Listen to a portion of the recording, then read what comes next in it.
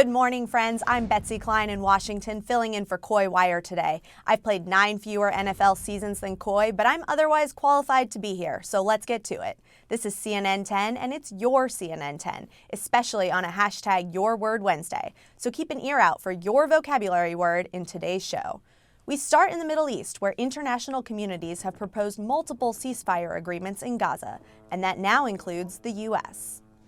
The proposed United Nations Security Council draft resolution is the first time that the U.S. has officially called for a ceasefire in Israel's war against Hamas, since it began more than 4 months ago. But unlike other efforts, the U.S. is using specific language that gives Israel some wiggle room. How? Well, Algeria proposed a resolution this week that called for an immediate ceasefire that had found some international support. But the U.S. vetoed that plan, arguing it would harm ongoing negotiations to free Israeli hostages in Gaza. So instead, the U.S. is calling for a ceasefire as soon as practicable. The U.S. draft resolution also calls for the release of all remaining Israeli hostages and warns against an Israeli ground incursion into Rafah, which is in the southern part of the Gaza Strip bordering Egypt. Hundreds of thousands of displaced Palestinians have fled there during Israel's war against Hamas. Let's turn to CNN's international diplomatic editor, Nick Robertson, to learn more about why the U.S. is putting out this draft resolution now. There are 2 takeaways here. One is that at a diplomatic level, the United States comes to the rescue of Prime Minister Benjamin Netanyahu. That's certainly how he'll read the situation, despite the very clear pressure being put on him by the White House with the wording of this resolution. Why do I say this? Because in essence, the United States is heading off or providing an alternative resolution to the one that Algeria is putting forward, which has wide international support for an immediate ceasefire. The Prime Minister here hasn't responded to the publicly yet, at least, to the U.S. version. But the U.S. version is still very, very clear. It says the conditions right now for a military incursion into Rafah would quite literally result in more civilian deaths, potentially push people across the border, weaken international security and peace, certainly in the region around here. So it's with very high levels of caution and guidance for the Israeli government. But the Prime Minister here is likely to read this as he is being given more time, because the wording from the United States is not a permanent ceasefire, and it says when it is practicably possible. 10-second trivia time. Which country launched the first satellite called Sputnik 1 into space? Was it the United States, China, the Soviet Union, Japan? If you said the Soviet Union, you're out of this world. On October 4th, 1957, the Soviet Union successfully launched Sputnik 1. That satellite was only about the size of a beach ball and weighed just under 185 pounds.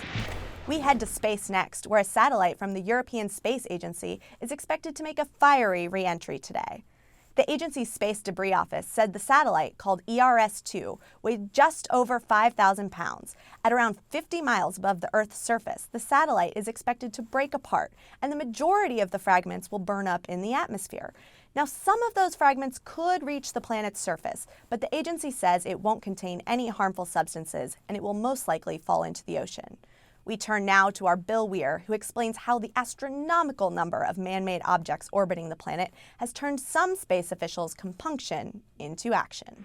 We all drop things around the house. Guys, I gotta tell you, I think my spatula's escaped. So when astronaut Piers Sellers dropped a spatula while spreading putty on the space shuttle, it was relatable news. I don't see it on me. Okay, we'll take a look.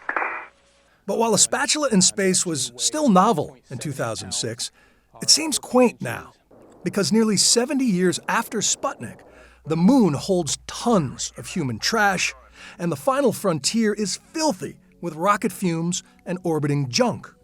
Check out this NASA time-lapse, each dot a man-made object bigger than a softball, flying 10 times faster than a bullet. The website Orbiting Now is tracking over 8,300 satellites, most of them put there by private companies like SpaceX. And over time, they will only add to the 100 million tiny pieces of man-made debris in orbit.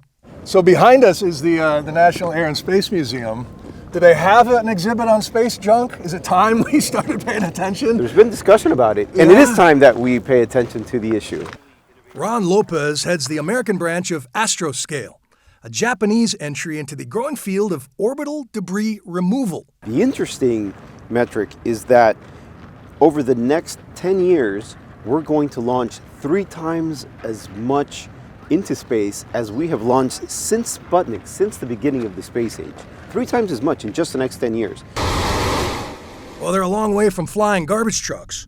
Astroscale just launched a second test mission, and funded only by private investment, recently proved that they can use magnets to catch and potentially extend the lives of dying satellites.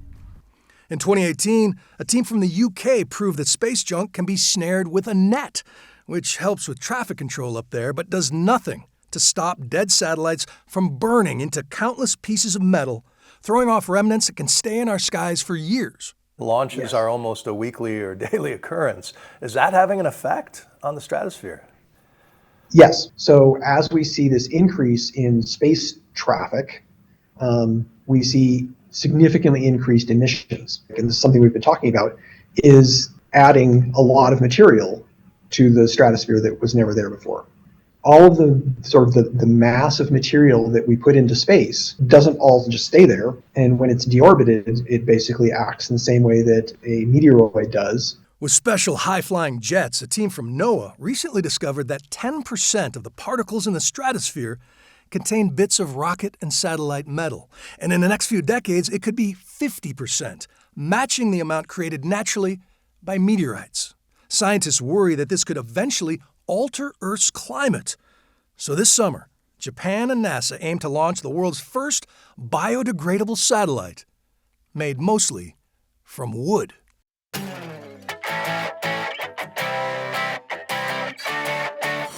And now let's dive into a story that, as Coy would say, deserves a 10 out of 10. CNN's Jeanne Moos gets to the bottom of an underwater investigation bubbling up in the stingray tank at a North Carolina aquarium.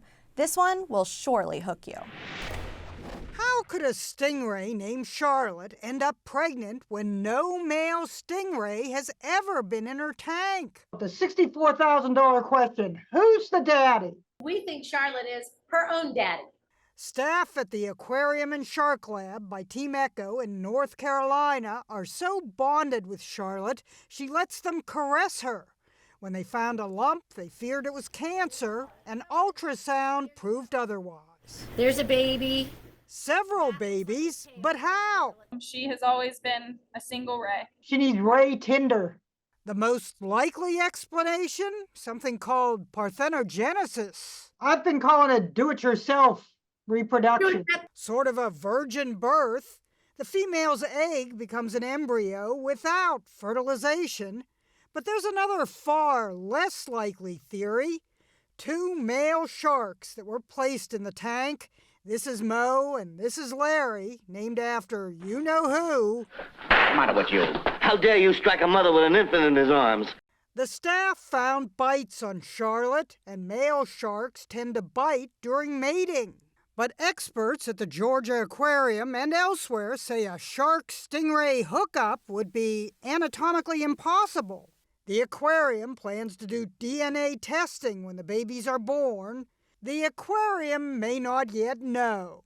How'd that baby get here? But if immaculate conception is the best theory... So we're telling everyone don't drink the water from this tank? Jeanne Moos. CNN. New York. Thanks to Miss Giles' social studies class in Calgary, Alberta, Canada, for submitting our hashtag Your Word Wednesday winner, compunction, a noun meaning distress over an anticipated action or result. Nice job, and thank you for helping make us smarter today. Okay, we made it to the end of the show, but I couldn't leave you guys without some special school shout-outs. We see you, Heather Tidonio's class at Evergreen Community Charter School in Asheville, North Carolina. Go Wolfpack. And special recognition goes to E.L. Haynes Public Charter School right here in our nation's capital, Washington, D.C.